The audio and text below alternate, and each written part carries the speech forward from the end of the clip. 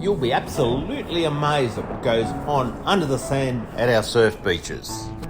And the creatures that reside here in this harshest environments need a certain amount of intelligence just to survive. So come on with me on a journey of exploring the surf beach and just see how smart these little creatures really are.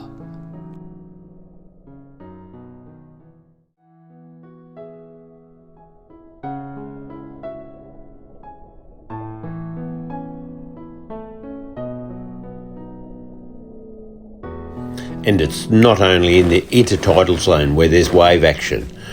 There's life under the sand right up into that dry sand area. If you see these holes well above the waterline, this is where the ghost crabs reside. These ghost crabs are nocturnal, but I've set up half a pilchard to see if we can lure one out during the day, just so you can get a look at one. Here he comes.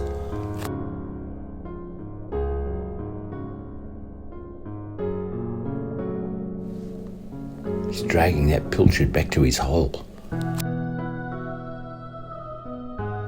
I'll set up another one here. Oh, there he is.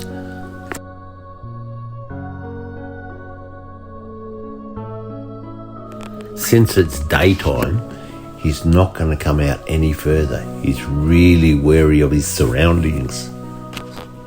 I don't think he's going to take that pilchard. Just look at those big protruding eyes checking me out. Pippies. They are a great bait, especially from the beach. Often you'll see people rotating their feet in ankle to knee deep water, trying to retrieve them from the sand.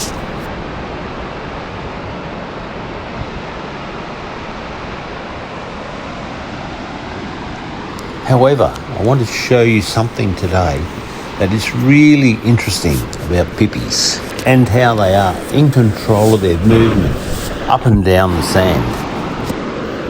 They have this incredible ability to eject themselves from the sand with the perfect incoming wave and get themselves propelled up the beach from the energy of that wave. Then, within a matter of 5 to 6 seconds, fix themselves to the sand again and bury to prevent being washed back down the beach, especially with an incoming tide when they're trying to move up the beach.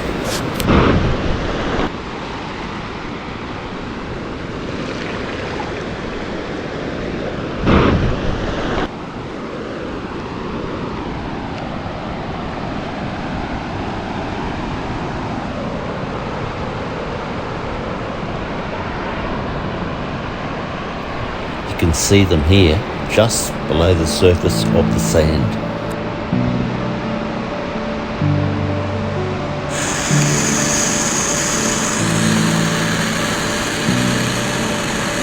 It's incredible that it's not just one Pipi that comes up. It's a whole colony of them. They don't come up with every wave, but it's a carefully selected wave with the perfect energy that they select before coming up to get carried up the beach.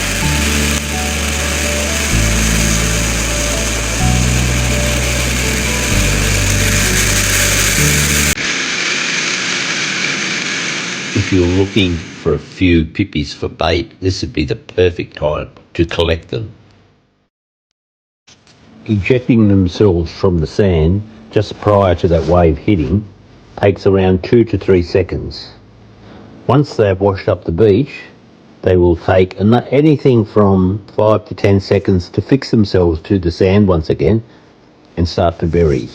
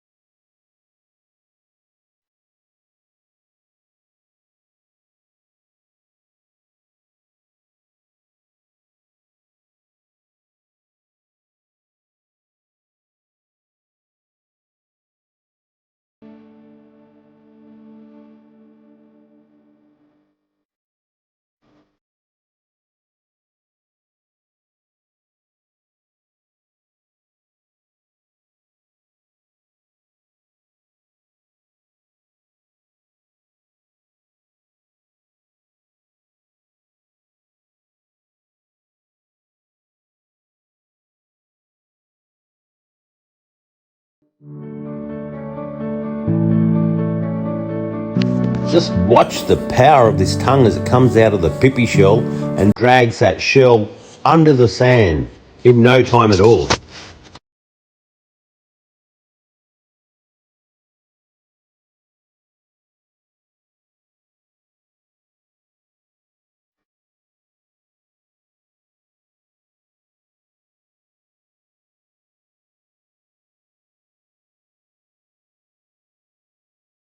Hermit crabs.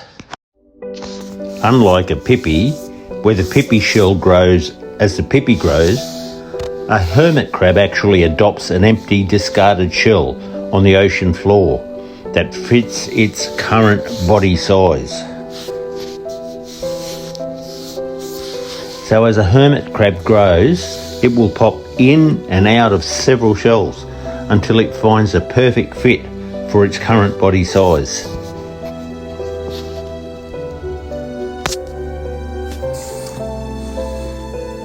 If you're looking for hermit crabs, generally they will be found around the low tide mark on most beaches.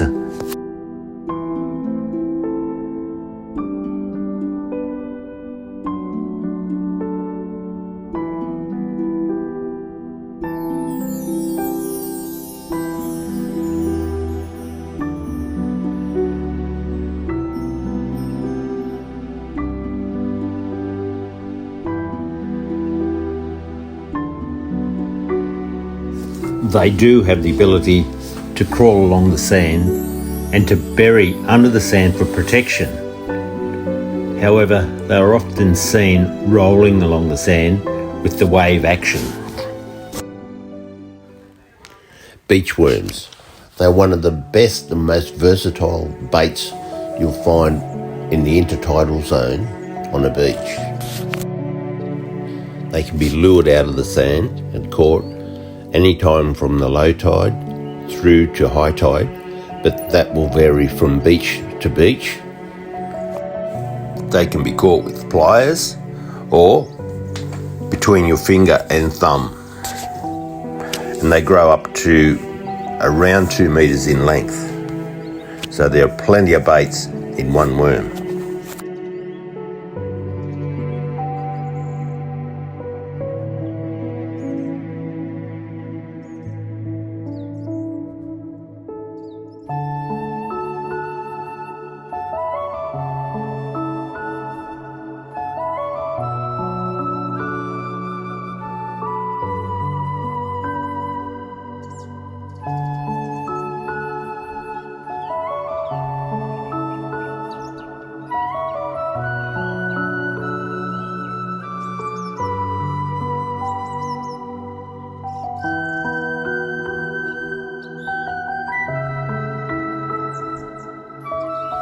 Their bodies are made up of hundreds of segments, which also incorporates hundreds of legs.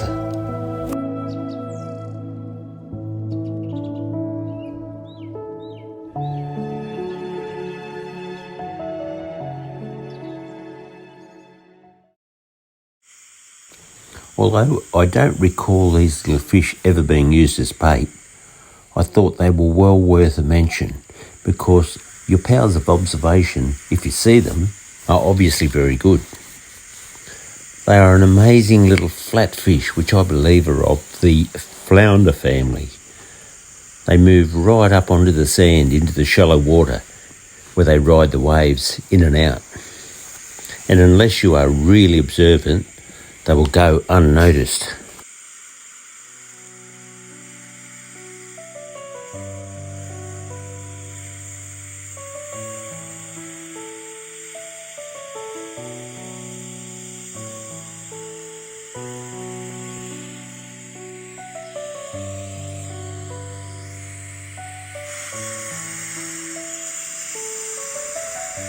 Whoa, what an amazing little leap.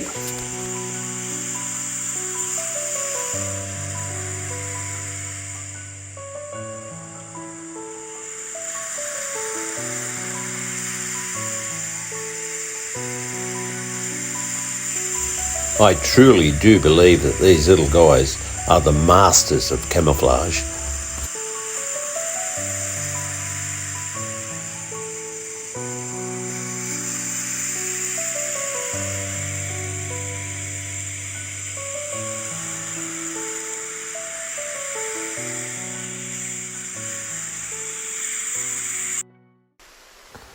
sand snails.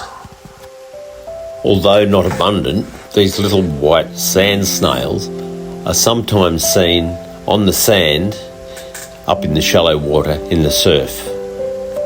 When I first spotted them, I thought they were outside their normal habitat. However, once I saw them bury under the sand, I knew that they belonged here and this was their normal territory. I'm not sure what they eat, but once I saw this little Pipi escaping this, as the Pipi sees it, this huge predator, I thought they must feed on small shellfish.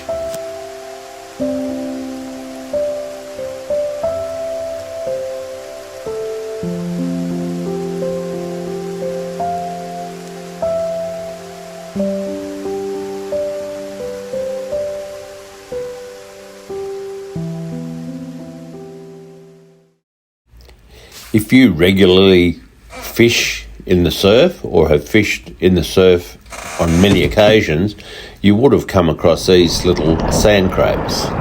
They can be quite a nuisance at times when you're fishing, continually knocking off your bait. They do bury under the sand for protection, and in this case his beady little eyes are sticking out of the sand, observing what's going on around him.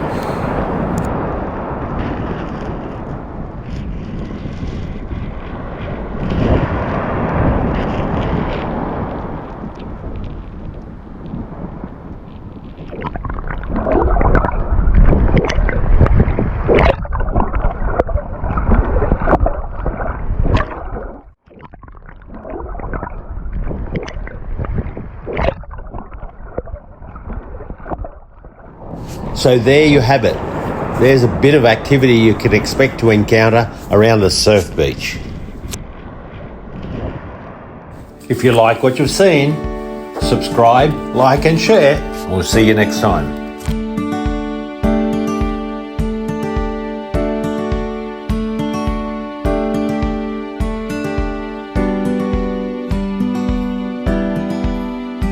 Thanks for watching.